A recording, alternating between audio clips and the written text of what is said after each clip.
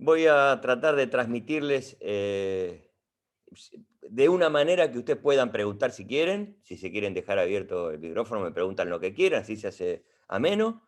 Y vamos a tratar de tocar el tema de la regeneración ósea guiada desde el punto de vista de un paciente periodontal que pierde algunas piezas. Después les mostraré algo un poquito de un sector grande para rehabilitar, que no será con hueso particulado, se usará algún bloquecito, pero lo común, lo de todos los días, lo tratamos, vamos a tratar de ver ahora. Si les parece, yo ya les comparto la pantalla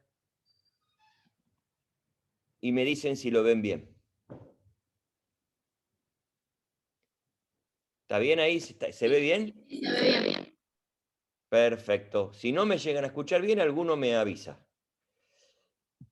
Bien, en primer lugar vamos a tratar de poner en claro cuáles son los conceptos básicos en regeneración ósea guiada. Y lo primero a tener, espérate que no me corre, ahí está. Lo primero a tener en cuenta es que nosotros vamos a empezar a pensar en ROG ya a partir de la certeza que podamos llegar a perder una pieza dental. Acá la imagen nos muestra una pieza dental que la vemos sana, es una imagen de libro, es técnica de exodoncia eso, pero la realidad es que no siempre, y menos en nuestros casos de pacientes periodontales, la vamos a ver en esas condiciones. Por eso empezamos a pensar ya antes de perder esa pieza, algo que ustedes deben haber visto, creo que Lucho ya les habrá contado algo de la tabla vestibular alterada y la evaluación de su pérdida.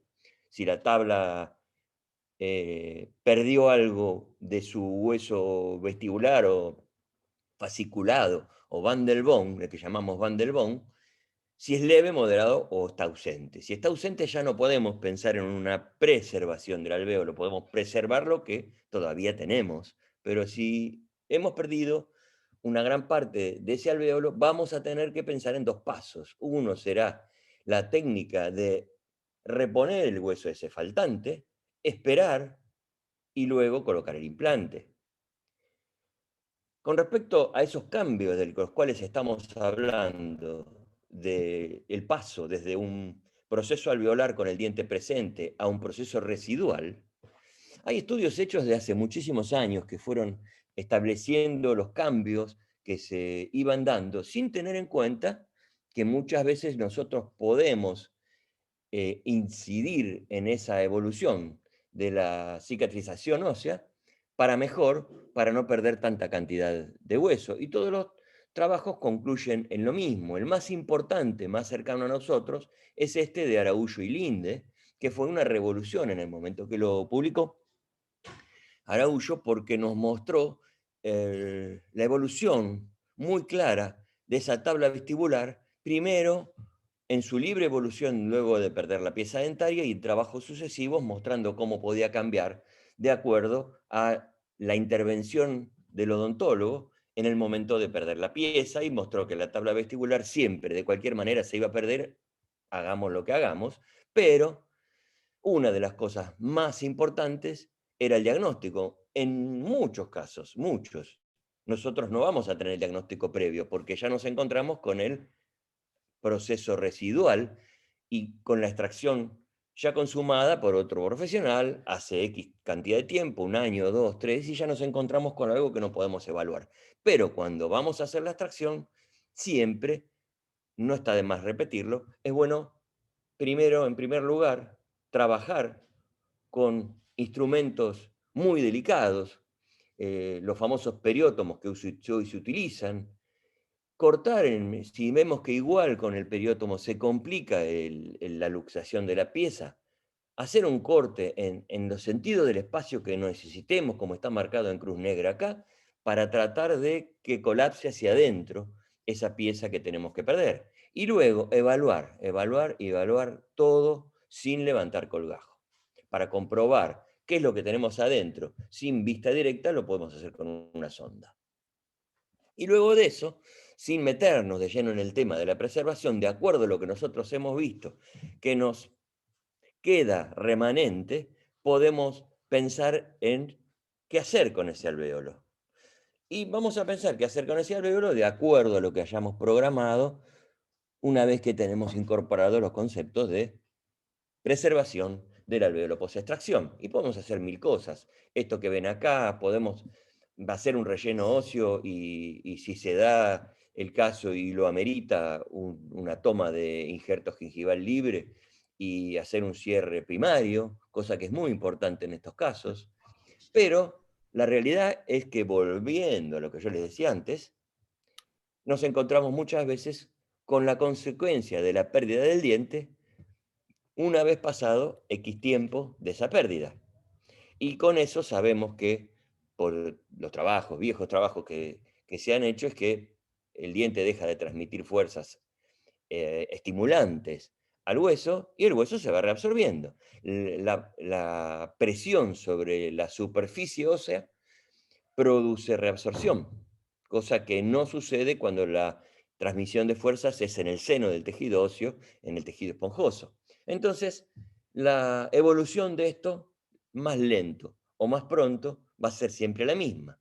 Entonces estamos ante una situación en donde no tenemos el terreno propicio para dar una nueva función a una pieza sin tener que buscar el anclaje en las remanentes periodontales, más que haciéndolo por medio de una regeneración. Y ahí entramos ya en una definición en donde marcamos una certera diferencia entre lo que es restauración de tejido sin estructura ni función, a regenerar, que sería recrear un tejido nuevo que con el paso del tiempo, X tiempo, nos dé la posibilidad de que ese se comporte de la manera que se comportaba el hueso nativo. Y esto se fue investigando desde distintos ángulos.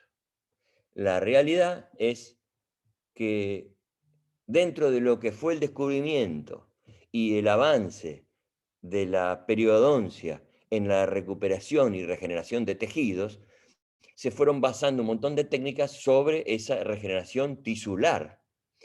Y Dallin, desde el año 1988, empezó a reaplicar todos los conceptos y los principios básicos de regeneración tisular guiada de la periodoncia para aplicarlos a la pérdida de tejidos en un alveolo residual, para crear el término regeneración ósea guiada.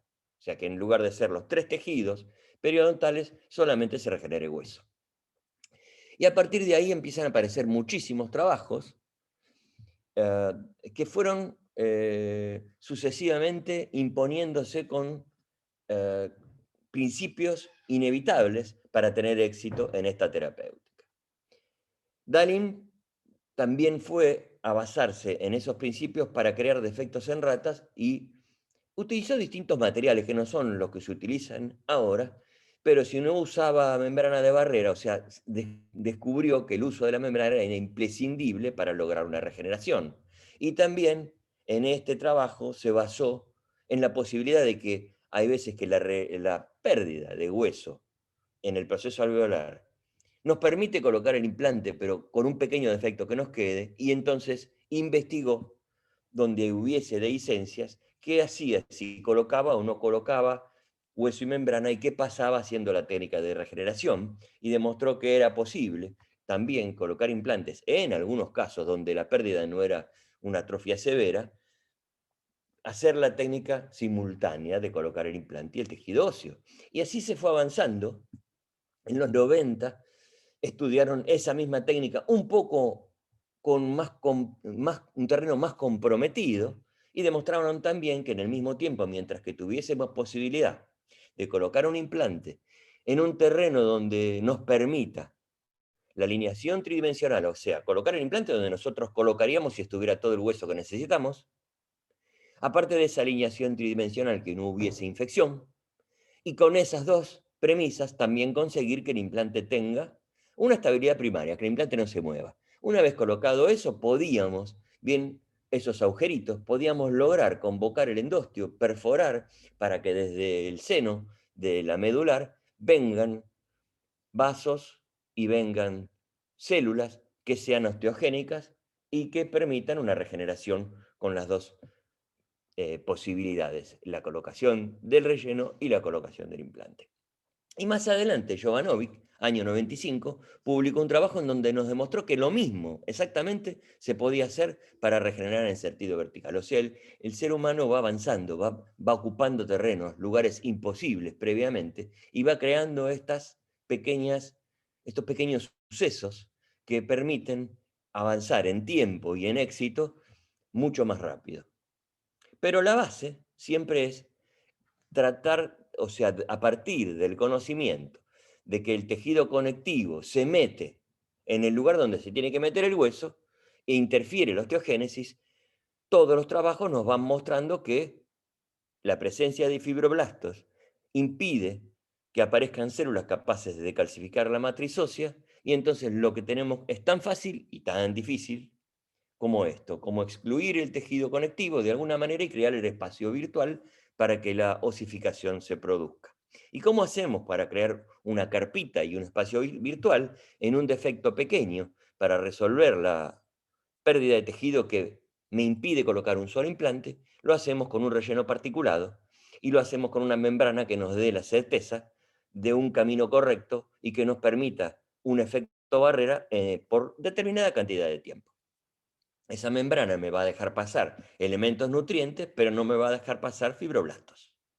Y el tejido particulado, que aumentado de tamaño es muy parecido al tejido óseo, podemos pasar de un montón de tipos de tejidos, pero vamos a elegir uno y lo vamos a colocar para que ese bultito que hace el tejido en el lugar donde falta el hueso me mantenga ese volumen y sea invadido. ¿Por qué? Por cualquier tejido que pueda llegar. Y el único tejido que puede formar ahí, porque del único lugar que van a venir células es de la médula ósea, es tejido óseo. Y los biomateriales, no voy a hacer, yo creo que ya para cuando vieron regeneración tisular han visto sin fines de biomateriales. Vamos a rescatar esto por un lado, que es el gol estándar. No digo que no podamos conseguir éxito no usando estos materiales, sino lo pongo como ejemplo. El mejor relleno y la mejor membrana, hoy nuestra realidad económica en nuestro país a veces en algunos pacientes nos lo hace difícil, pero con un hueso particulado de origen bovino y una membrana de origen porcino de colágeno, conseguimos el volumen y la barrera. Pero ¿cuál es el mejor relleno? Y el mejor relleno es que nos permita, a partir de ese mismo relleno, generar hueso por sí mismo. ¿Qué tiene que tener ese relleno para generar hueso? Células viables, osteoblastos. ¿Qué material tenemos nosotros para llevar células viables al lugar donde tenemos que crear hueso nuevo? Y el hueso propio del paciente. ¿Qué material nos permite la osteoconducción? La osteoconducción nos la permiten varios materiales. Solamente necesitamos que ese material genere una zona porosa donde se arme una especie de estructura tridimensional en donde se nos meta el tejido que queremos que entre. Ese andamiaje lo puede dar el tejido propio o lo puede dar un tejido extraño al cuerpo, como puede ser en este caso que mostré el hueso bovino, como puede ser el hueso equino, como puede ser la hidroxiapatita. El tema es las diferencias en cuanto a las reabsorciones, en cuanto a la sustitución y en cuanto a la velocidad en la cual se nos va a formar el hueso nuevo. Y la tercera posibilidad, la osteoinducción, es que una química, algo eh, como un imán que atraiga a las células para que vengan desde otro lado y genere un estímulo para que se produzca tejido óseo. Esa osteoinducción nos la da solamente la proteína morfogenética ósea. Esa proteína morfogenética ósea solamente está presente cuando se reabsorbe el hueso propio del mismo paciente en el proceso de curación de una cirugía de regeneración ósea guiada con hueso propio, redundando, ¿no? Si no es con hueso propio, lo que pensábamos que sucedía con un hueso humano, no lo tenemos totalmente demostrado. En un momento se pensaba que como el hueso humano trasladaba esa proteína, si colocábamos hueso de otro individuo en el seno del defecto que íbamos a resolver, en el momento se usaba el hueso de la Cruz Roja, hoy hay hueso humano osteum en el país. No tenemos la certeza que produzcan inducción. Con lo cual, lo que mejor nos va, y después hay un montón de técnicas con proteínas morfogenéticas manejadas en laboratorio, pero que no están al alcance económico y todavía no están, digamos, a nivel de consultorio de todos los días. Con lo cual podemos diferenciar que para lograr estas tres premisas para usar el mejor relleno es el humano. Y la mejor membrana, para que tenga efecto barrera, en su momento era la membrana de teflón, pero como no es reabsorbible y tenemos que hacer una segunda entrada, esa segunda entrada es para eliminar esa membrana porque hace las veces de efecto barrera todo el tiempo hasta que la sacamos, nos impulsa a la necesidad de dos tiempos quirúrgicos, con lo cual la membrana que mejor funciona es la reabsorbible porque en un tiempo nos mantiene el efecto barrera y el organismo por sí solo se ocupa de hacerla desaparecer. Sería deseable que el efecto barrera pueda durar 8 semanas. ¿Por qué 8 semanas? Porque 8 semanas son 2 meses y todo el tejido que nosotros fuimos esperando que se forme con esa membrana siendo de barrera, ese tejido se fue transformando en un tejido óseo. Ese tejido óseo va a tener una característica. El tejido óseo, en cuestiones de calidad, hay distintos. Está el tejido óseo reticular, que es un tejido muy inmaduro, muy blando, poco calcificado, pero que se va a volver a reabsorber para formar un hueso mejor, pero ya ocupó su lugar, ya se sentó en la silla donde tenía que sentarse, ya no se puede meter el tejido blando. Con lo cual, a las 8 semanas, como el tejido óseo reticular inmaduro se forma en 42 días, a las 8 semanas ya tenemos la certeza que está un poquito mejor calcificado y ya empezó a darse la dinámica de la neoformación ósea y de la mejor calidad del tejido óseo. Y esa membrana va a tardar X tiempo en reabsorberse, pero para cuando nosotros tengamos que entrar para colocar nuestro implante, lo vamos a tener resuelto el tema de la membrana. Y no la vamos a tener que retirar como las membranas de teflón. No digo, ojo, que no sirvan las membranas de teflón, no digo que no se usen, sí que se usan, pero tenemos que tener en claro la indicación y el momento. Si nosotros queremos asegurarnos más efecto barrera y tenemos la certeza que tenemos un paciente en donde nosotros podamos hacer una técnica en donde el colgajo nos permita un cierre primario a largo plazo, que no se nos exponga la membrana, podríamos usarla, pero si se expone la membrana de teflón, tengan en cuenta que la exposición de una membrana de teflón no es un evento que puede pasar desapercibido. A veces se infectan mucho y a veces hay que retirarlas antes de tiempo, mientras que la exposición de una membrana de colágeno la podemos manejar clínicamente mucho más fácil. Y pasando a las indicaciones de la regeneración ósea guiada, una de las principales indicaciones es esta, en la cual ya tenemos el colgajo levantado, un sector donde haya una gran depresión en el hueso cicatrizado luego de una extracción. La preparación de un revolde alveolar. Y la segunda, la vemos acá abajo, es un defecto enorme, como si fuera un defecto envolvente en un diente, pero en un implante. Como en un implante nosotros no tenemos para regenerar ligamento periodontal, la técnica de regeneración ósea guiada la aplicamos sobre el implante como lo aplicaríamos para regeneración tisular guiada sobre un diente. Lo que hacemos muchas veces es eliminar la parte protética que tenemos acá, descubrir el defecto, quitar y desenroscar el pilar, sacar la corona y poner a, entre comillas, dormir el implante, rellenarlo y colocar una membrana y cerrar por cierre primario el colgajo para darle el tiempo necesario para que se forme el hueso nuevo. Es la mejor manera de asegurarnos que la membrana no va a dejar pasar nada. No siempre se puede, pero es una técnica válida. Y después, a veces, en casos más leves, donde haya dehiscencia o donde la exodoncia, como les mostré al principio, nos permita la pequeña deficiencia de tejido nos permita pensar en colocar un implante inmediato, sí o sí vamos a tener que utilizar una técnica que nos permita, en esa colocación de inmediato a la extracción, también debemos colocar un biomaterial para que llene el gap que va a quedar entre el implante y el aspecto vestibular del hueso remanente. ¿Hasta ahora vamos bien? No escucho Sí, a sí, nadie, todo pero bien. Sí, sí, sí. bueno, bárbaro. Bien, pero me gustaría entrar dentro de lo que uno habla como indicaciones, diferenciar lo que era en una antigüedad, digo antigüedad porque hace mucho tiempo, que era la dificultad para lograr la correcta ubicación tridimensional del implante. Y esto era de otra manera en otro momento. Nosotros a veces teníamos cantidad de tejido óseo con tabla vestibular perdida, pero una cantidad de tejido que nos permitía colocar el implante en un remanente óseo sano y nos permitía colocarlo sin movimiento, o sea, con estabilidad inicial, pero lo teníamos que colocar como nos muestra esta línea roja. Lo colocamos con un anclaje más apical y palatino.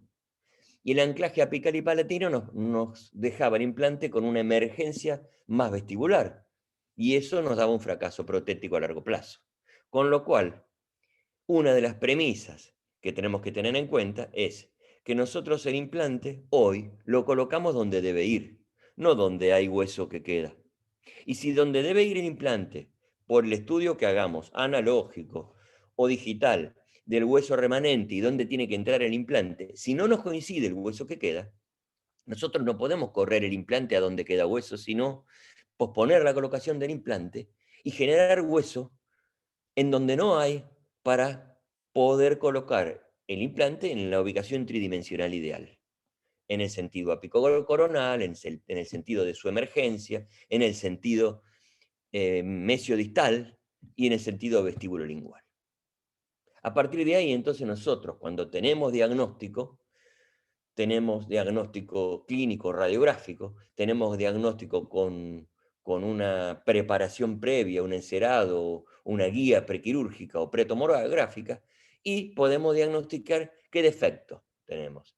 Y hay varias posibilidades. Una es en donde las paredes están intactas, puede ser que yo pueda colocar el implante en donde corresponda, de acuerdo a la planificación, me queda, como siempre lo voy a colocar más palatino, me queda un defecto por vestibular y puedo hacer una preservación y agregar tejido por en este gap y resuelvo el problema. Puede ser que haya una clase 2 en donde la pared vestibular esté más ausente, como en este caso que vemos acá, pero también puedo sumergir y colocar el implante bien, tengo algo de pared y la técnica me permite colocar en muy buena estabilidad inicial implante igual y generar un ahorro de tiempo colocando el implante en el momento del ROG y utilizando membrana también. Puedo tener una fenestración, aquí ya se nos complica mucho, y las diferencias en las fenestraciones, en esas ventanitas que se nos forma a veces cuando se pierde todo el hueso, es si esa fenestración queda como, como un hueco dentro del proceso alveolar, y si nosotros colocamos el implante no nos va a quedar las espiras por vestibular del volumen de los dientes vecinos, o en la clase 2 sí nos queda por fuera del volumen, o sea, el poquito hueso que nos queda nos obliga a colocar el implante en una posición que por más que coloquemos lo que coloquemos, no vamos a conseguir una muy buena regeneración, es más difícil. Con lo cual, esta diferencia en cuanto a las fenestraciones es muy importante que la tengamos en cuenta para el futuro. Lo ideal en la clase 2 sería hacer una ROG y esperar. Las dehiscencias también se dividen de la misma manera, estando dentro de la cresta o fuera de la cresta. Y ya la clasificación de defectos que sigue, tenemos una situación en donde ya el implante expuesto, si lo queremos colocar, va a ser mucho más de un 50%, cada vez se hace más difícil la resolución del caso, y en esta opción tenemos muchas técnicas. Una de ellas es la colocación de membrana y relleno particulado y esperar. esperar X tiempo y colocar luego el implante. Si no, hay veces que podamos hacer, si hay hueso esponjoso, disyunción o expansión, dilatación, expansiones con expansores de ensanche progresivos, mallas de titanio, hay muchas, pero la que tenemos más a mano nosotros es el hueso particulado y la membrana. Y en el defecto vertical, también, como vimos el trabajo de Jovanovic en el 95, hubo muchos cambios, pero teniendo la posibilidad de hacer una carpita y generando lo más importante, el paño necesario para que el cierre primario se produzca con un aumento de liberación del periósteo para lograr que tanto el colgajo vestibular como el lingual, por medio de las técnicas de liberar periósteo por debajo de la línea del músculo mamiloideo por lingual y por vestibular debajo de la línea oblicuo externa, subir el colgajo y tapar como para lograr esa regeneración con implantes o sin implantes. Muchas veces estamos tan cerca del dentario, sabemos que la alternativa es una transposición del dentario o colocar un implante corto o una distracción osteogénica. El implante corto implicaría que este dibujo con el implante colocado termine el asiento del implante acá abajo. Y esto nos transmite una fuerza distinta al poquito hueso que queda, porque el límite es el dentario, entonces nosotros vamos a colocar una corona muy alta y con una relación invertida de palanca en la cual el futuro biomecánico de esa restauración no sería muy bueno. Con lo cual, implantes cortos en estos casos hay que pensárselo muy bien para realizar un implante corto. La distracción osteogénica es necesario un entrenamiento muy grande en donde hay que cortar en sentido horizontal este hueso y colocar un dispositivo que se vaya desenroscando y separando, que vaya separando los dos cabos de hueso para que el pedacito de hueso más crestal que nosotros rompimos vaya creciendo hacia arriba. Entonces, viendo todo eso, viendo la transposición, a veces es mucho más fácil esta técnica. Y muchas veces, créanme, que es necesario llevarlas a cabo porque es muy común la pérdida temprana de molares inferiores. El defecto vertical de maxilar superior es también muy común, pero acá se da combinado. Muchas veces no solamente perdemos en sentido vertical, transformando un brazo de palanca largo, lo que queda de la cresta, sino que a veces perdemos dentro del seno del maxilar por el estímulo aéreo que produce la presión de la respiración sobre el seno maxilar.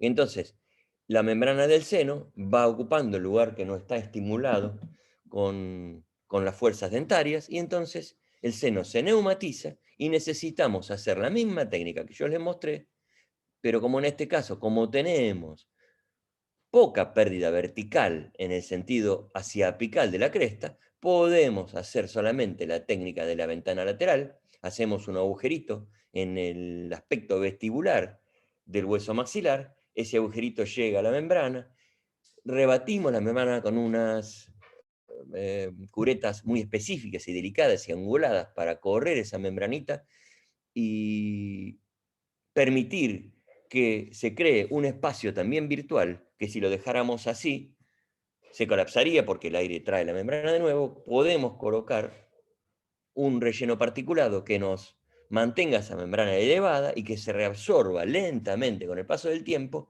y como la membrana del lado del maxilar es osteogénica y alrededor hay totalmente rodeado de hueso, tejido óseo para todos lados, el único lugar que no tiene tejido óseo es el vestibular. A veces se colocan membranas por vestibular en la ventanita, a veces solo se coloca la posición que si fue bien tratado el colgajo, uno repone el colgajo y lo que cae frente al relleno es periósteo, y el periósteo, si fue bien tratado, si fue bien cuidado, irrigado durante la etapa de tenerlo elevado, la etapa quirúrgica y no tironeado, ese va a tener células viables óseas para generar también osteogénesis desde la superficie perióstica. Con lo cual, ese defecto nos da esta posibilidad por medio de una regeneración dentro del seno.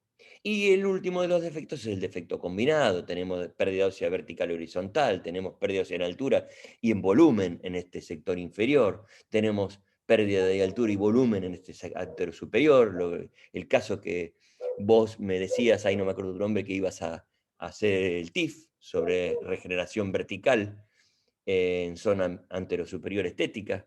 Muchas veces son desafíos muy grandes. Y pérdida combinada también en la zona de los maxilares. Acá tenemos no solamente neumatizado el maxilar, sino atrofia, tanto en sentido vertical como horizontal, del proceso. Fíjense que este es un central y está todo desplazado en forma centrípeta, no me salía la palabra, hacia apical y hacia palatino. Entonces, en este caso tendremos que hacer una regeneración combinada. Pero ¿cuáles son, siendo la técnica? De la más fácil a la más complicada, los factores de éxito son los mismos. El tejido tiene que cerrar bien, no tiene que haber infección. La forma del defecto la tenemos que haber diagnosticado previo. Tenemos que mantener el espacio con algo. Ese algo que colocamos no se tiene que mover. Tiene que ser poroso el espacio dejado para que sea vascularizado. Tenemos que usar buenos materiales y tener un tiempo de espera X.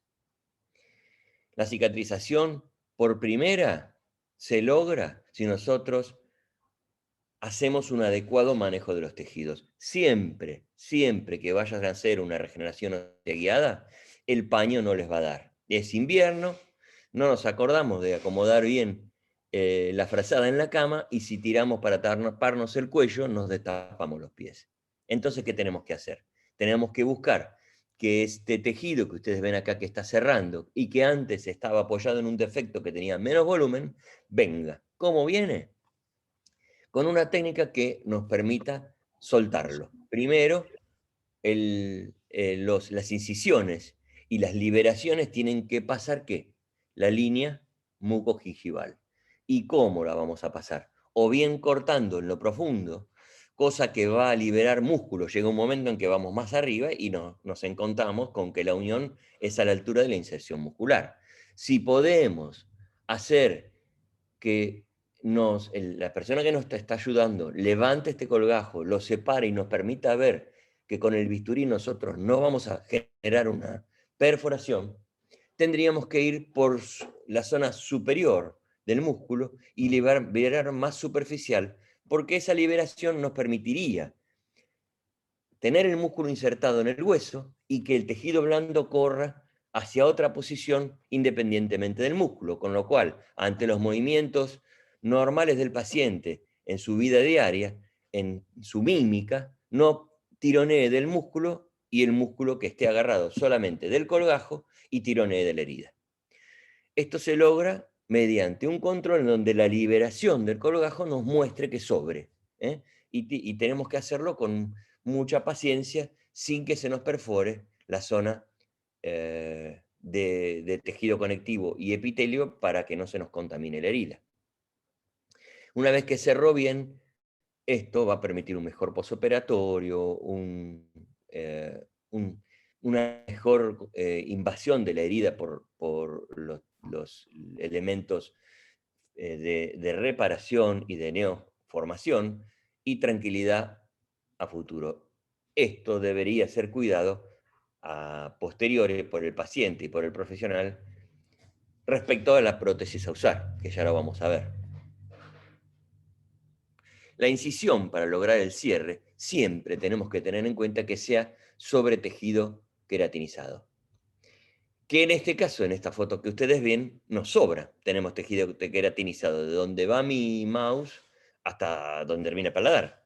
Pero muchas veces el tejido queratinizado es muy poquito a nivel vestibular y nosotros vamos a tener que ir buscando con una incisión palatinizada para dividir ese colgajo y que siempre se apoye sobre ese tejido queratinizado. Las incisiones verticales tienen que tener dos aspectos. Primero, para lograr movilización del colgajo elevar, tiene que pasar la línea mucogingival, tiene que estar alejada de la zona del injerto, porque no puede ser que si yo tengo que rellenar todo esto, la incisión vertical la hago al lado, me quede esta unión donde va a estar la sutura sobre la membrana que voy a colocar, porque va a haber una exposición y va a haber un sector en donde no va a curar bien. Nosotros necesitamos que el enfrentamiento del colgajo elevado con la parte de tejido blando que no elevó colgajo, apoye sobre hueso sano. Y parece redundante, pero es muy importante el levantamiento del colgajo. Acá, bueno, está lo que yo les había dicho antes, liberar el periósteo, pero con respecto a elevar el colgajo, es muy importante usar periótomos afilados, delicados y hacerlo con mucho cuidado. ¿Por qué? Porque muchas veces ese periótomo desgarra el periósteo. Y eso que desgarramos y que nos queda pegado en el tejido óseo, que después lo vamos a tener que raspar, es la parte celular de las dos capas que tiene el periósteo. El periósteo tiene dos capitas. Una es la capa fibrosa, que está inmediatamente debajo de la capa celular, que es superficial. Nosotros elevamos un colgajo, lo que va a quedar a la vista, que tenemos que tratar bien, son esas células. Si las rompemos, la capacidad regenerativa u osteogénica que tiene el periósteo la pierde. Y queda una capacidad fibrosa, porque queda la capa fibrosa. Entonces, ya si tuvimos un despegamiento del periósteo un poco accidentado, no vamos a tener el mismo posoperatorio que estábamos buscando. Y por otro lado, la sutura, ya lo vamos a ver en unos modelitos que están después más adelante en la charla, tenemos que combinarla como para que esa sutura no sea con tensión. Si la sutura hace tensión, va a cerrar las primeras horas, pero después, por un montón de trabajos que han sido publicados, va a romper el tejido y se va a abrir ese cierre del herido. Con lo cual, hay que intentar hacer la mayor cantidad de puntos posibles, separados del borde. Esos puntos posibles, la mayor cantidad, pero siempre y cuando no se peguen uno al otro, porque hay una sumatoria de inflamación que produce el paso de la, por más delicada que sea, la aguja de sutura y el hilo, produce una inflamación de 1,5 milímetros alrededor de donde pasa. Con lo cual, tenemos que usar elementos de sutura muy delicados, un 6 ceros y un 5 ceros, y lograr hacerlo sobre un tejido que ya se pose sobre el otro colgajo lingual y vestibular, de una manera que no haya tensiones y quede en su posición sin sutura. La sutura viene a mantener el lugar donde nosotros buscamos que quede el periósteo. Y el cierre de los tejidos, al pasar los días de la cirugía, tiene que darse de esta manera. Siempre utilizando nylon, que no atrapa placa, para que no nos pase esto. Si nosotros tenemos mucha tensión, esto genera una pérdida de la sutura. Puede ser la pérdida de la sutura espontánea o puede venir el paciente con la sutura tomada de uno de los dos colgajos y soltada del otro. Entonces nosotros la tenemos que sacar y nos genera un cierre de herida que tiene que curar por segunda, y entonces eso provoca mucha inflamación. La inflamación alta genera una respuesta distinta en los tejidos y en lugar de generar regeneración, redundando, estimula solo la reparación. Entonces la reparación va a generar fibrosis. Y el otro factor de éxito es la morfología del defecto. La morfología del defecto va a hacer que nosotros actuemos de manera diferente con nuestra intervención clínica de acuerdo al defecto que tengamos. Lo habíamos visto antes, es más predecible cuanto más dentro del proceso alveolar esté, cuanto más paredes tenga y cuanto menos pierda en altura. Cuanto más altura hay, menos paredes, menos tejidos tenemos alrededor y va a haber que hacer una técnica mucho más precisa para lograr la regeneración buscada.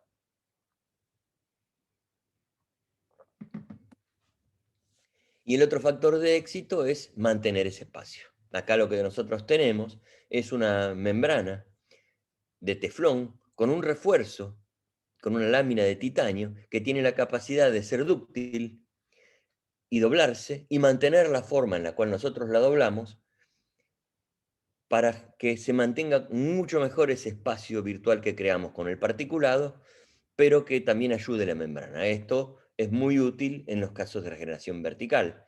Y estas membranas para mantener el espacio tienen que sí o sí ser inmovilizadas con tornillos que las fijen para que no se muevan por debajo del colgajo, porque una vez que ese colgajo se transforma en tejido insertado a la membrana o tejido insertado al hueso vecino y cicatriza, si ese injerto se mueve, no va a formar hueso.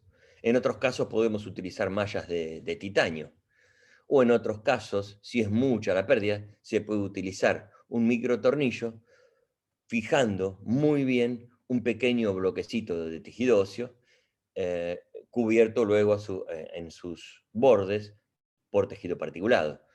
Esto es necesario que nosotros podamos inmovilizarlo y cerrarlo, taparlo bien con la membrana y taparlo bien con el colgajo.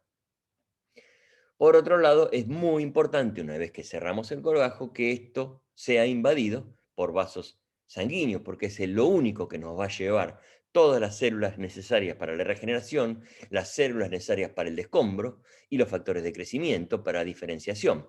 Entonces, lo que tenemos que hacer para que esto se vascularice, y esto voy a recalcarlo porque muchas veces pasa un poco desapercibido, porque da miedo, porque ya en ese momento el paciente está cansado, nosotros ya hicimos toda la preparación, liberamos, pero no, hay que tratar de buscar con mucho cuidado de no dañar estructuras vecinas, llegar a la mayor cantidad de perforaciones posibles, rompiendo la cortical, porque si no este trabajo el organismo solo no lo puede hacer, rompiendo la cortical y llegando al esponjoso.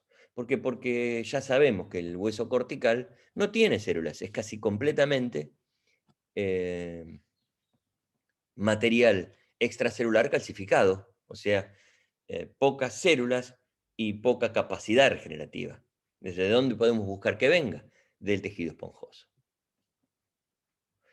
Y por otro lado, una vez que terminamos con toda esta técnica, no vamos a lograr nada si nos ponemos ansiosos y tenemos eh, necesidad de quemar etapa. No, el mínimo tiempo de espera para un defecto en donde estamos buscando regeneración ósea guiada son 6 meses. Menos de 6 meses vamos a un hueso todavía inmaduro en el cual podemos perder mucho en el momento de la instalación del implante.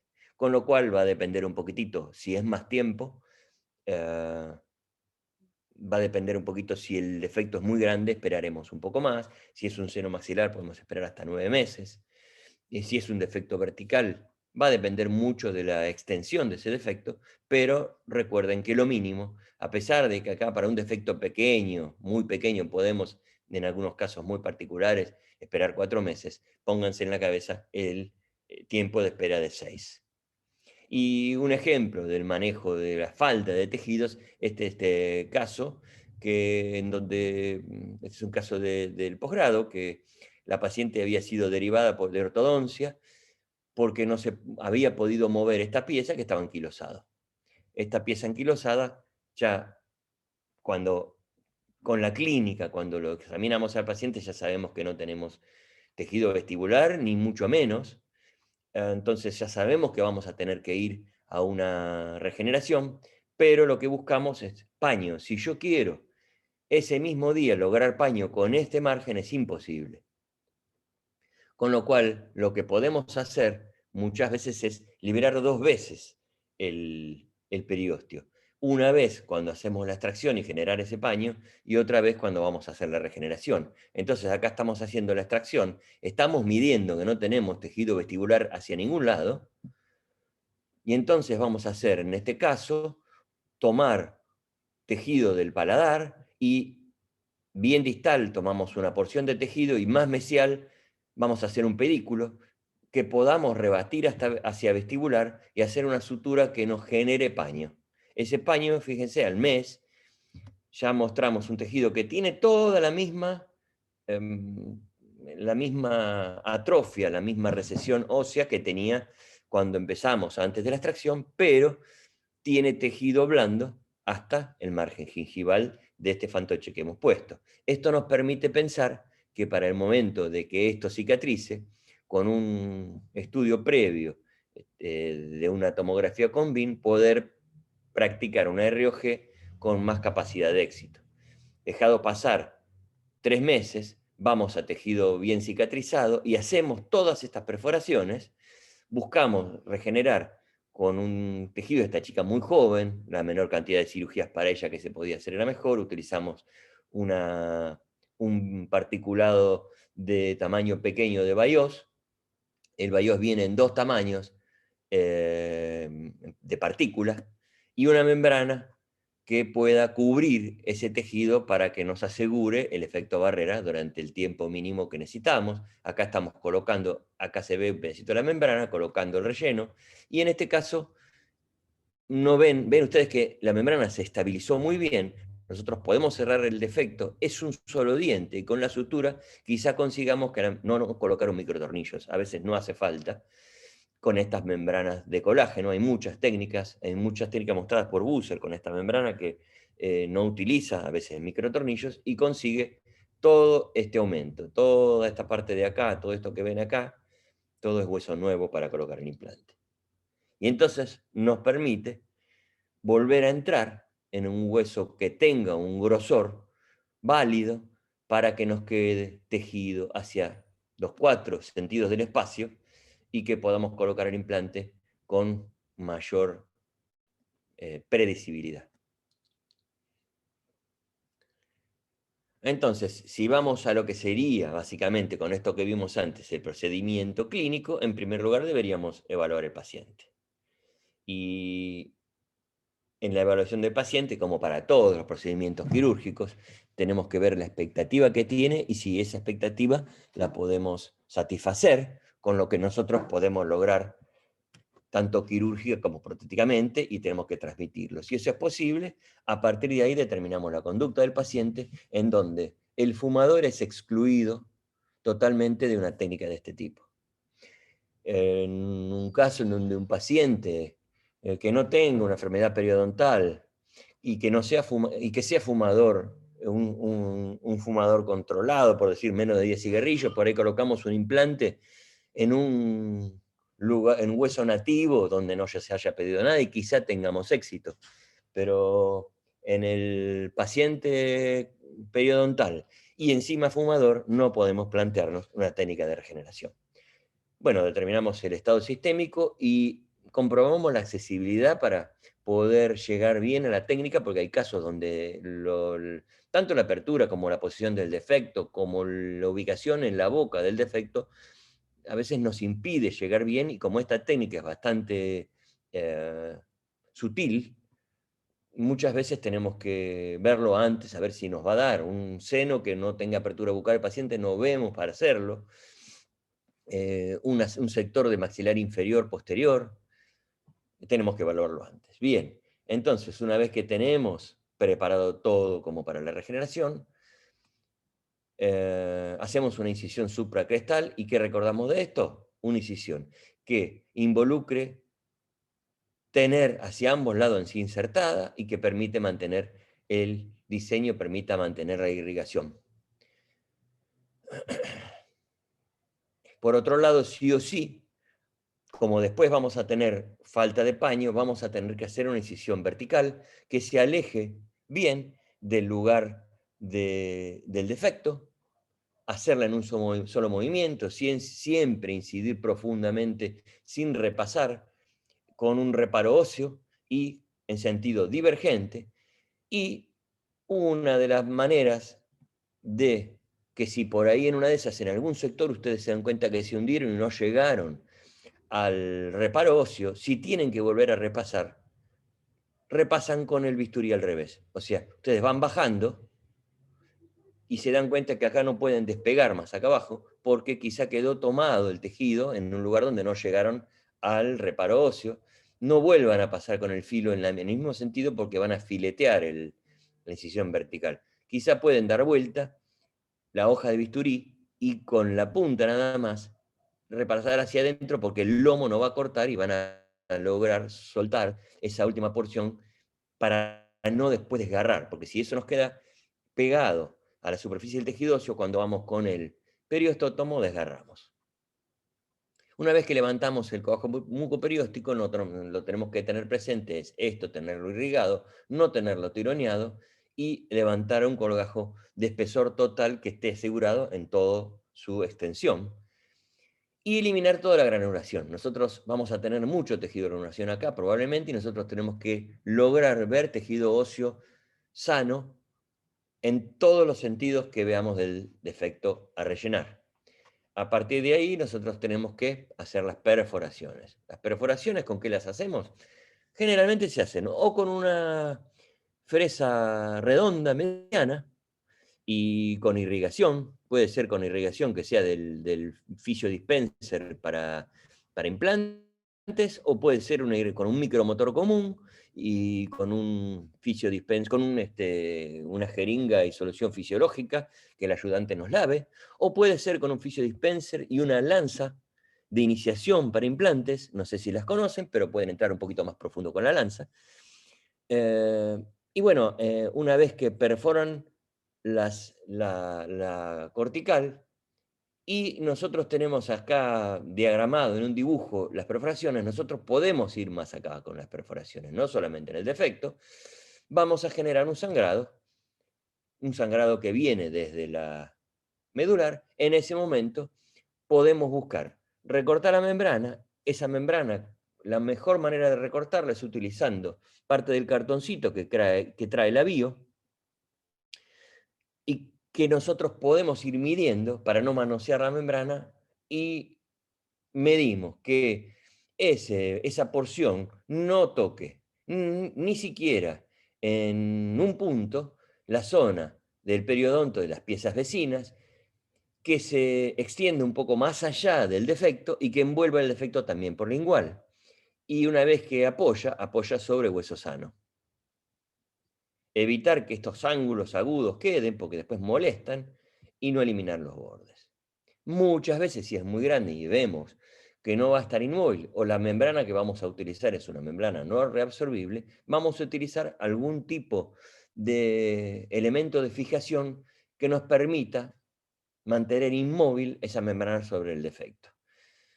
Una de las técnicas es con tachuelas, otra de las técnicas es con microtornillos, cualquiera son válidas. Hay muchas maneras, hay avíos completos que vienen con tachuelas muy chiquititas, hay otros que hacen una pequeña perforación y luego enroscan tornillos muy chiquititos, con eso logramos estabilizar la membrana. Hay otros que son como estos, que son reabsorbibles.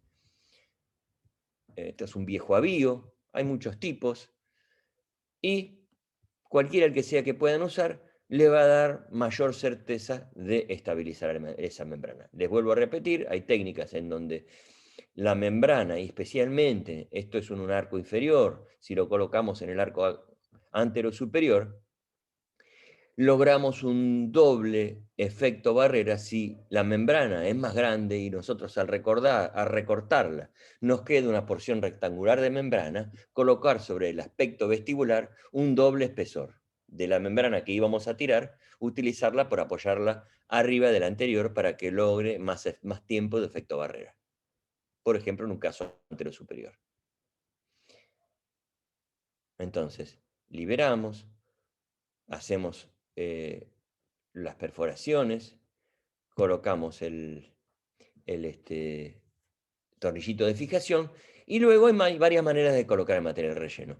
O en un dappen, que lo podemos tomar el relleno con una jeringuita de esas de tuberculina cortadas en la punta, o bien humedecido y con algún elemento delicado tipo cucharita, espatulamón, la vamos llevando al defecto y la humedecemos, si es posible, con sangre del mismo sitio donde vino la sangre medular del paciente, o aspirando sangre del lugar con una jeringuita como esta. Vamos colocando la membrana, el relleno, rebatiendo la membrana para que después, en el momento que tengamos el relleno, no tengamos todo el trabajo de, como hicimos una preinstalación de la membrana, es más rápido volver a reponerla y ya cubrir el relleno. Ese material que pusimos debajo le da estabilidad a la membrana, no se va a colapsar, no se va a hundir, y va a permitir que el tejido que nosotros cerramos arriba se mantenga en su posición. Luego de eso, seguro que no nos va a dar el colgajo. Esto también podemos hacerlo para no manosear todos los colgajos en el momento del cierre, ya colocado el material de relleno. ver cuando colocamos la membrana, mirar si el colgajo necesita esa liberación de la cual yo les conté, y no tironear, porque si nosotros tironeamos y no liberamos el colgajo, se va a aplastar la membrana, va a cerrar, por ahí no tironea, pero no ganamos tanto en volumen. El colgajo tiene que cerrar libre. Y entonces, una vez que liberamos periósteo de un lado y del otro, vamos a comenzar a dar los puntos en los extremos, en los ángulos, y vamos comprobando que esa sutura haga que se cubra la membrana, que se cierre y que se enfrenten los tejidos conectivos de ambos colgajos sin tensión. Usamos, como dije antes, suturas de nylon y tratamos de usar una técnica lo menos invasivo posible. Las técnicas de sutura las conocen, vamos a utilizar técnicas combinadas en colchonero, colchonero modificado, pasando el anza por el, eh, por el pedacito de sutura que pasa de las dos incisiones, de los dos pasajes de la aguja por palatino, para que cierre mejor, completando luego con puntos simples. Y acá tenemos un caso en donde, discúlpenme un minutito. No te escuchando, no te puedo atender porque es una charla. Perdón.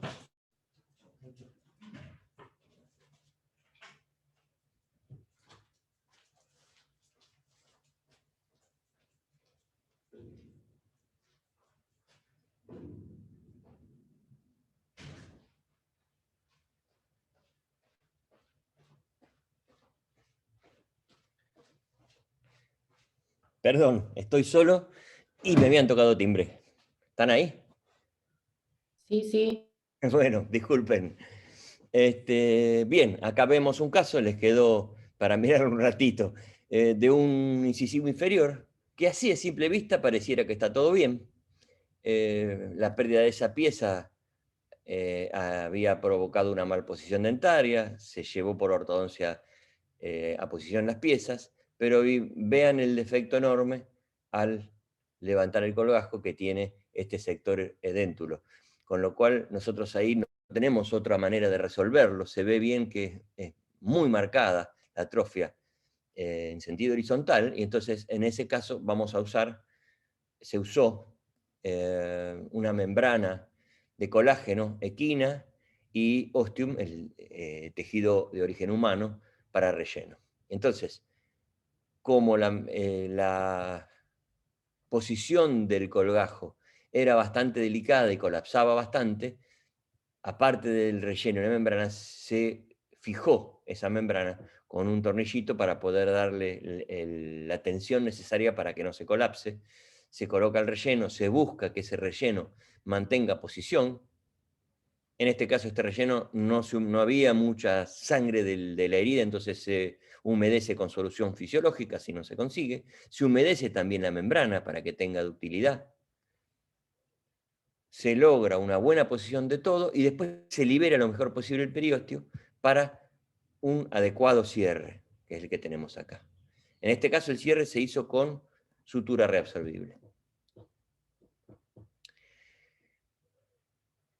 El fin de la técnica implica que nosotros también hagamos un control posoperatorio. Siempre, en todos los casos, tratamos de cubrir al paciente previamente con una profilaxis.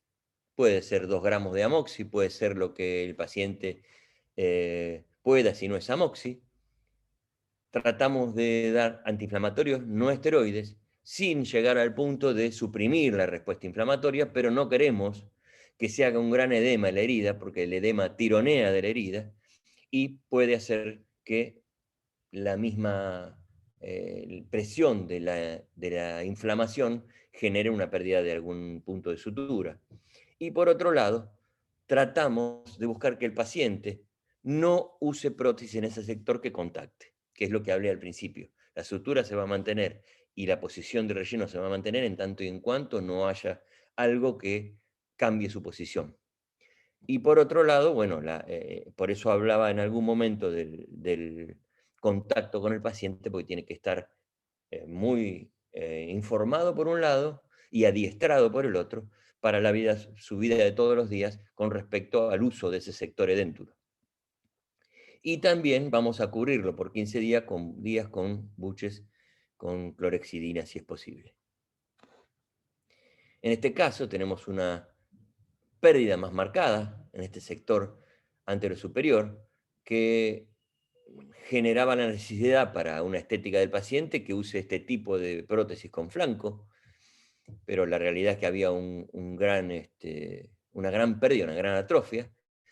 Esa atrofia, en este caso, era muy importante, no hubiese alcanzado solo con particulado, entonces en esos casos se puede utilizar también material particulado y membrana, pero para que alcance a mantener todo ese volumen cuando es tan grande y el paciente no puede vivir sin esa prótesis, hay que cortar ese flanco y hacerlo desaparecer, pero por otro lado hay que lograr una estabilidad del colgajo que sea estable arriba de algo que no se colapse. Para que no se colapse, muchas veces necesitamos buscar algo propio del paciente, como yo les conté al principio. En este caso, estamos buscando uno de los sitios dadores que menos morbilidad tiene posoperatoria, es la zona de línea oblicua externa. Para buscar un bloquecito de esa línea oblicua, tenemos que sí o sí tener un estudio con BIM del sector también, por varias razones. Primero, que el sector S no puede ser un sector que nosotros vayamos a tomar tejido cortical y no haya esponjoso abajo, con lo cual una de las contraindicaciones es que tenga cortical y fino y que tenga esponjoso, porque el cortical se reabsorbe muy rápido. Por otro lado, tenemos que saber por dónde pasan las raíces y ver si no es peligroso al tomar el tejido, acercarnos peligrosamente a alguna de las zonas vitales de los dientes a conservar. Y por otro lado, la extensión que tenga en sentido mesiodistal también, que a veces no nos da la cantidad de tejido como para ir a buscar. Una vez corroborado, esto hay muchas maneras de tomarlo. Lo común para nosotros o es utilizar material rotatorio o es utilizar un piezo surgery. El piezo surgery es muy útil porque nos da un menos estrés al momento de usarlo porque no daña tejidos blandos. Si se escapa el colgajo no daña ningún tejido blando. Si vamos bien controlado, podemos palpar muy bien cuando termina el tejido duro y empieza el esponjoso. Y una vez liberado este tejido, vamos a buscar en profundidad con espátulas pequeñas anguladas, tratando de dibujar todo el tejido esponjoso que pueda venir junto con el bloque y luego tejido esponjoso libre para tener la mayor cantidad de hueso propio para rellenar la herida. Una vez que he conseguido esto, generamos una gran cantidad de puntos de perforación para que venga tejido del endostio, pasamos el tornillito de fijación porque este bloquecito no estaría inmóvil y se genera un secuestro, y lo estabilizamos en el sitio receptor. A continuación de esta estabilización vamos a colocar eh, un relleno que habíamos visto, particulado que complemente los lugares donde no alcanzó el bloque. Arriba de esto ya estamos pasando una presutura, se va a colocar una sutura y se va a liberar el periósteo, como les dije antes, en este caso solo liberado desde el aspecto vestibular, porque de palatino, como es todo en sí insertada, no va a venir. Luego del tiempo de espera de 8 o 9 meses, se hace una reentrada, a esto ya se le había realizado también una elevación de seno maxilar, y en esa reentrada se ve que algo siempre se colapsa, el espesor de la membrana es importante y el volumen de cualquier relleno que pongan, tanto autólogo como un seno injerto, va a perder algo de volumen, pero va a quedar la cantidad suficiente, aunque perdamos en porcentaje un 20 o un 30%, para poder hacer una técnica de lecho quirúrgico para colocar los implantes. Y luego a futuro manteniendo lo más posible en sí insertada la rehabilitación.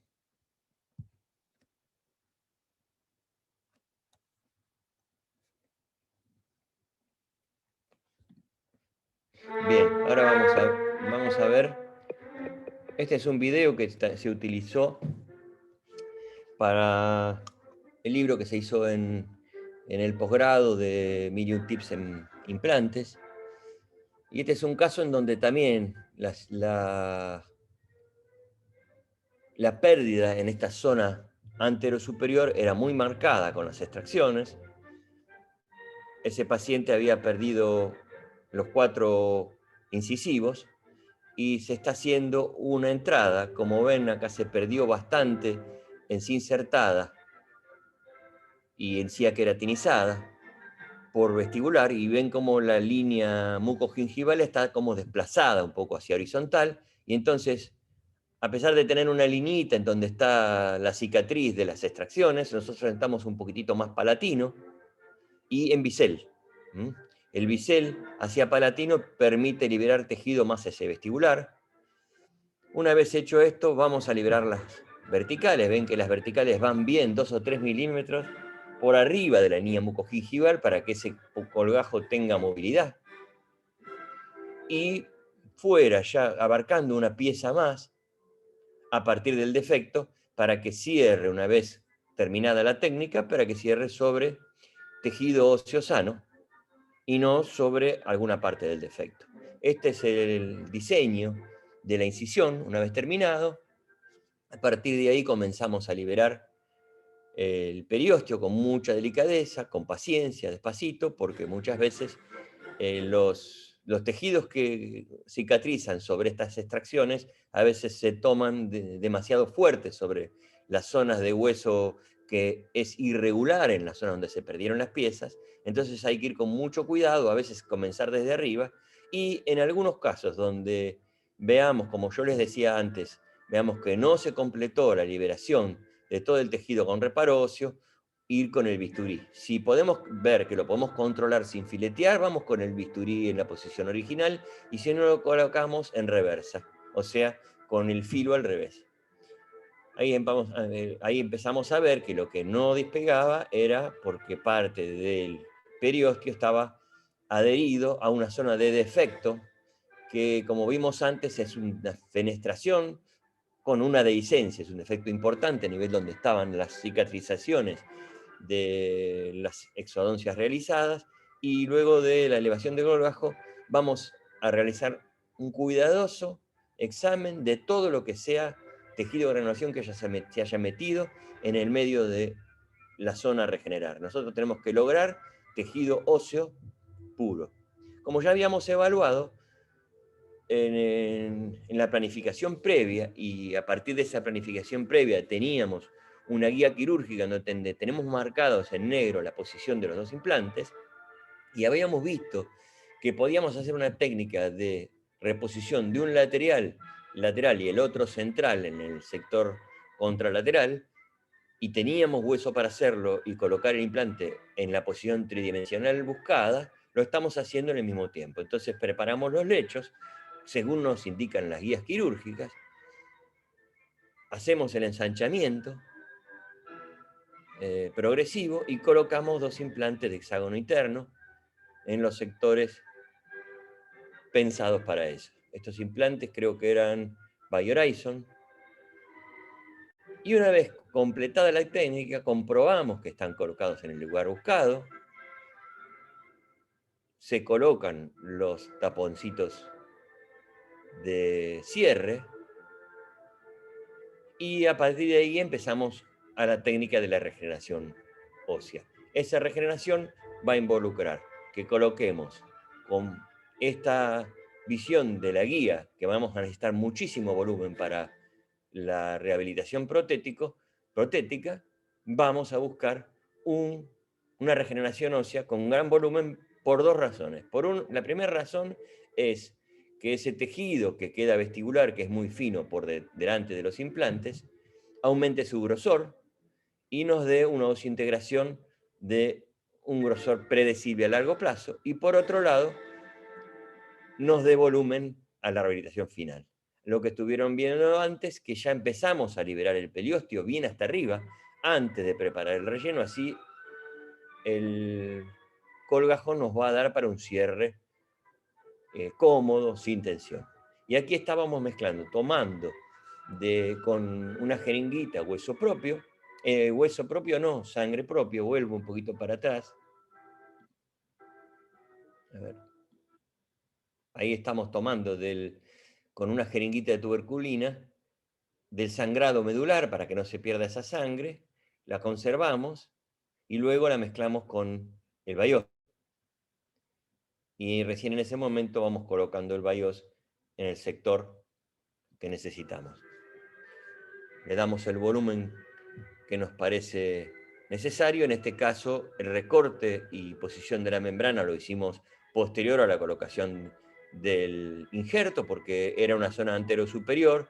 En las zonas antero-superior, y si tenemos buenos ayudantes, nos permite mirar con más paciencia y con menos cantidad de saliva en la lengua o los carrillos que se nos interpongan, y nos permite trabajar mucho más fácil. Si no, ni siquiera sería posible hacer esta filmación en un sector poco accesible.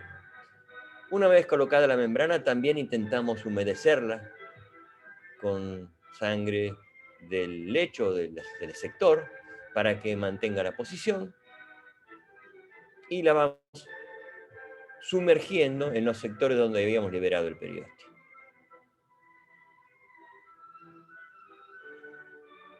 Si no se consigue el cierre por primera, volvemos a liberar más periósteo hasta que vemos que lo consigamos. Una vez que lo conseguimos, el primer punto que vamos a dar es en los extremos para posicionar bien el ángulo del colgajo, y podemos dar un par de puntos simples en esos sectores, o bien podemos hacer un colchonero.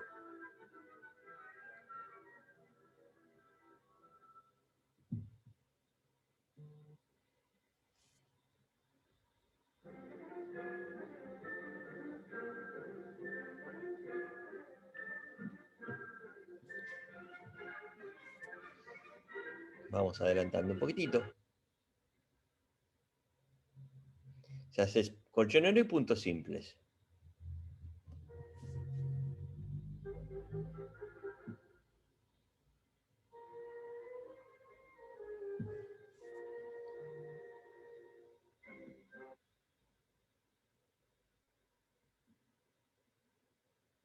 Y van viendo cómo el colgajo va a la posición que nosotros queremos y no donde estaba previamente a elevar el colgajo. Esto tiene que cerrar con mucha suavidad, sin ninguna tensión. Y el otro tema a tener en cuenta, en este caso, en este paciente, es el provisorio, que tiene que tener una posición totalmente pasiva respecto a las fuerzas que puede hacer sobre la zona a cicatrizar y a regenerar.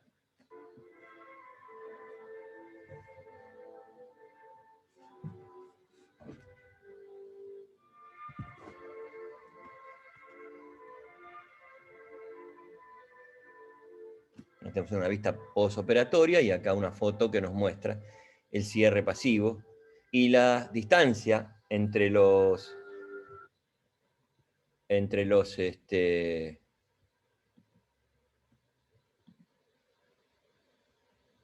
puntos, que permita no inflamar demasiado los tejidos. Ahora vamos a estar viendo una regeneración en donde la pérdida era mucho más marcada. Directamente hay una atrofia casi con unión entre los tejidos corticales, palatino y vestibular.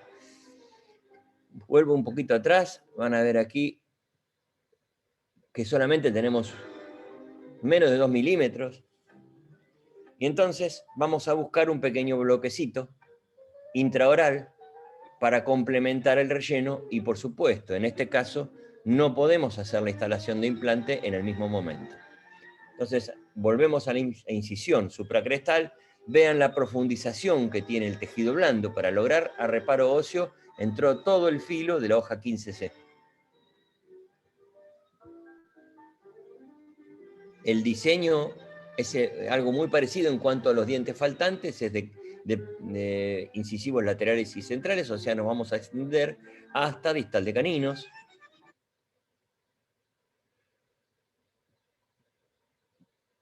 Y comenzamos a hacer una elevación del colgajo con mucho cuidado, liberando la zona donde había mucho colapso, cortando la fibrosis, porque no queremos tampoco que esa fibrosis nos quede en el colgajo, esa fibrosis la vamos a eliminar después. Y entonces, una vez que llegamos al alvéolo de residual, lo vamos a desfibrosar y eliminar toda esa fibrosis. Aquí en este caso es tanto lo que tenemos que aumentar que vamos a llegar casi a la base de la espina nasal, y como siempre liberamos y enjuagamos muy bien para mantener esa zona irrigada, húmeda. Con una punta de piezo surgery vamos a buscar zona de molares inferiores, en zona de molar no a restaurar, porque es una zona que ya está llegando al tercer molar, que fue sacado en el mismo momento. Se sacan dos bloquecitos, este es uno, con el bisturí piezoeléctrico, y en la zona del tercer molar se saca el otro bloquecito. Y una vez teniendo el bloquecito en una cápsula de Petri, le hacemos dos perforaciones porque vamos a tener que inmovilizarlo también. Acá tenemos uno de los bloques preparado con el tornillito de fijación y haciéndole dos cosas: los agujeros para mantener el bloque y agujeros para convocar el endostio, para exponer el tejido esponjoso, el poco tejido esponjoso que queda, y acá estamos inmovilizando el bloque.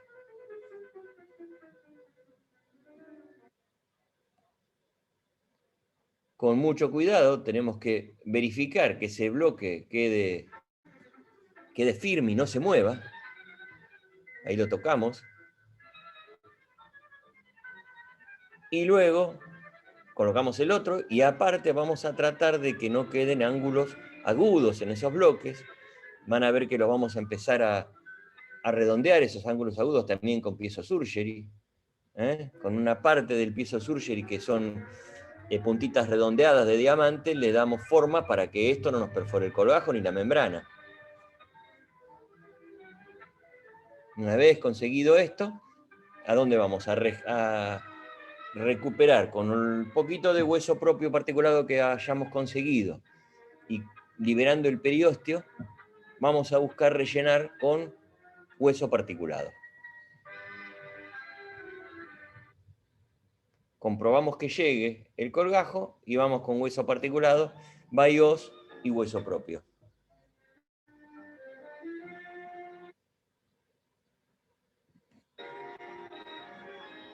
Entonces tenemos la parte de bloque que nos va a dar estabilidad y carpa para mantener volumen, y el particulado que nos va a mantener los extremos, los costaditos donde no llega el bloque, mantener también el volumen en todo el aspecto que rodea a los bloques. Luego de tener más o menos estable toda esa parte de relleno, vamos a presentar la membrana, la vamos a envolver sobre el aspecto palatino del colgajo para que quede por debajo de ese aspecto palatino. Hay que liberarlo también un poco. Esto se muestra rápido, pero es bastante trabajoso, porque la membrana se transforma en una babita y tiene que quedar bien estirada.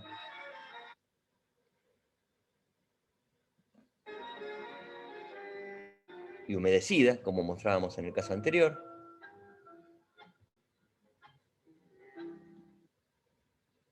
Una vez humedecida, el primer punto que vamos a pasar es un colchonero interno para que las partes de esa sutura posicionen también la membrana. Una vez que dimos eso, damos puntos simples para posicionar el colgajo en todo el resto del sector.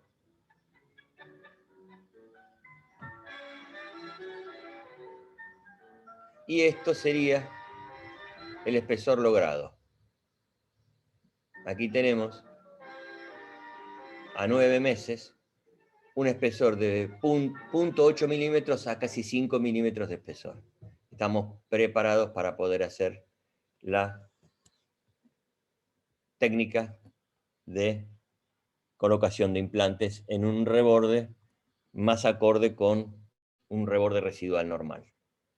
Bien, las conclusiones fundamentales con respecto a esta técnica. Primero y principal, estar seguros de que vamos a lograr un cierre primario de la herida, estar seguros que creamos un espacio y podemos mantenerlo, estamos seguros que se estabiliza y adapta bien la membrana y que no hay nada que la interfiera, ni sutura, ni prótesis a usar, y que podamos tener el tiempo de espera necesario para la cicatrización, que va a ser de 6 a 7 meses. Bien, para mí estos son pequeños milagros conseguir esto, así que ahí, invocamos la palabra de Einstein que dice que una forma de ver la vida es creer que no existen y otra es que todo es un milagro. Les comparto fotos del grupo del posgrado, a medida que pasa el tiempo. Falta una post-pandemia, que ya la tendremos. Y bueno, nada,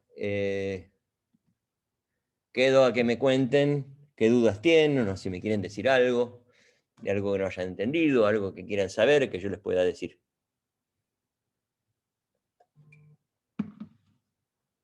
¿Están ahí? ¿Me escuchan? Sí, sí, acá estamos. ¿Me escuchaban bien? Sí, sí, re bien. Sí, perfecto. Bueno, ¿alguna duda? ¿Están dormidos? Perdón, es difícil dar por Zoom, pero bueno, nos tenemos que acostumbrar. Cuéntenme si hay algo que no entendieron, algo que quieran ver, algo que les quiera que les explique, lo que les parezca. ¿O están cansados?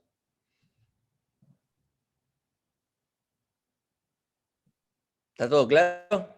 Sí, estuvo todo muy claro, la verdad. Bueno, ¿están de acuerdo con lo que vieron? ¿Hay alguna cosa que les parezca que hayan visto en algún momento o en otra, por su propio conocimiento de otra manera? Me lo dicen. Si tienen algún caso, me lo cuentan, me lo muestran.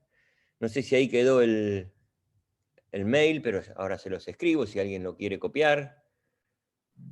Se los mando por mensaje. Y nada. Quedo a la espera de comentarios.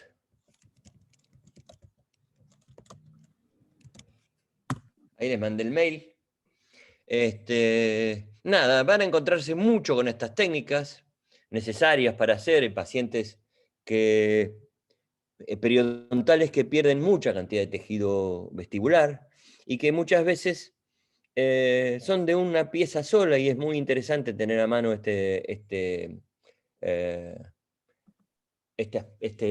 técnica quirúrgica que simplifica mucho para resolver dientes unitarios y a veces más de uno. Y entonces, bueno, nada, muchas veces yo mostré muchos casos con membranas de BIOS y BioGuide porque es lo mejor, pero les puedo asegurar que usando técnicas, les voy a dar nombres porque nombres de rellenos nacionales,